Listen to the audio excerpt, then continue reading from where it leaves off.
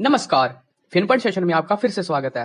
पहला अपडेट है, निजी क्षेत्र के बैंक येस बैंक को 2020 में बेल आउट कराने वाली देश की सबसे बड़े सरकारी बैंक एसबीआई येस बैंक में अपनी हिस्सेदारी घटा सकती है। येस बैंक में एसबीआई के लिए लॉक इन पीरियड 6 मार्च 2023 को खत्म होने जा रहा है। रिपोर्ट्स के मुताबिक भारतीय स्टेट बैंक येस बैंक में हमेशा के लिए हिस्सेदारी बनाए रखने के पक्ष में नहीं है और चरणबद्ध तरीके से एसबीआई अपनी हिस्सेदारी को कम करने पर विचार कर रहा है। हिस्सेदारी घटाने के लिए एसबीआई को आरबीआई से मंजूरी लेनी होगी।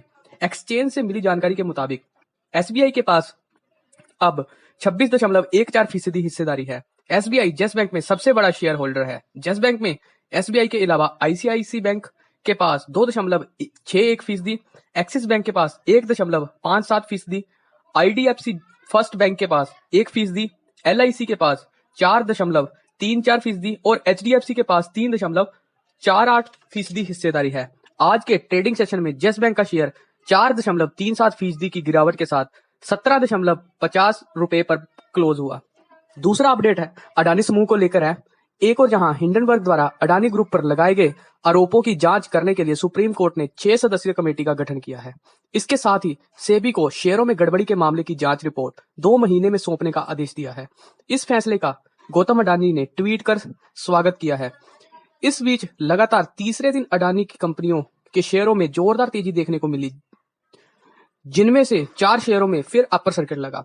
अडानी ग्रुप के शेयरों में बीते 24 जनवरी 2023 को अमेरिकन रिसर्च फर्म हिंडनबर्ग की रिपोर्ट पब्लिश होने के बाद से सुनामी देखने को मिल रही थी, लेकिन इस सप्ताह के दूसरे कारोबारी दिन मंगलवार से कंपनी के शेयरों में रफ्तार पकड़ी है और जोरदार वापसी की। अडानी इंटरप्राइजेस से लेकर अंबुजा सीमेंट तक के शेयर तूफानी तेजी देखने को मिल रही है। गुरुवार को Adani green, Adani power, Adani Wilmer और अडानी ट्रांसमिशन में अपर सर्किट लगा। अगला अपडेट है, मास्टर कार्ड के पूर्व सीईओ अजय सी वांगा वर्ल्ड बैंक के प्रेसिडेंट होंगे। अमेरिका के प्रेसिडेंट जो बाइडेन ने गुरुवार को यह घोषणा करते हुए उनका नाम आगे किया है। वे इस पद पर नियुक्त होने वाले भारतीय मूल के पहले व्यक्ति हैं।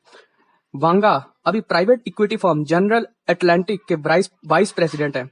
उन्हें बिजनेस में 30 साल से अधिक का अनुभव है और वे मास्टर कार्ड के विभिन्न पदों पर काम कर चुके हैं। साथ ही वे American Red Cross, Kraft Food और डॉ इंक के बोर्ड में रह चुके हैं। अगर वर्ल्ड बैंक का बोर्ड ऑफ डायरेक्टर उनके नाम पर मुहर लगाता है तो वे इस पर पहुंचने वाले पहले भारतीय अमेरिकन और सिख अमेरिकन होंगे।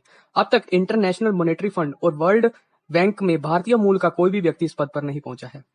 अजय सिंह वांगा अमेरिका की उपराष्ट्रपति कमला हैरिस के साथ पार्टनरशिप फॉर सेंट्रल अमेरिका के को फाउंडर के रूप में काम कर चुके हैं। साथ ही वे ट्राइलेटरल कमीशन के भी सदस्य हैं।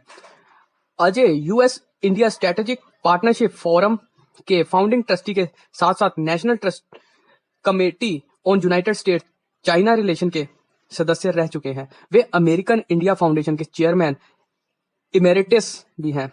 अगला अपडेट है, सेबी को शिकायतें मिल रही कि भ्रामक यूट्यूब वीडियो के जरिए इन्वेस्टर्स को लालच दिया जा रहा है। इस पर सेबी ने बीते साल अप्रैल सितंबर में मामले की जांच शुरू की, जिसमें सामने आया कि वीडियो डाले जाने के बाद साधना ब्रॉडकास्ट के शेयरों में भारी उछाल आया और प्रोमोटर ने खूब पैसा बनाया। मार्केट रेगुलेटर सेबी ने शेयरों की हेराफेरी के मामले में बॉलीवुड अभिनेता अरशद वारसी पर एक्शन लिया है।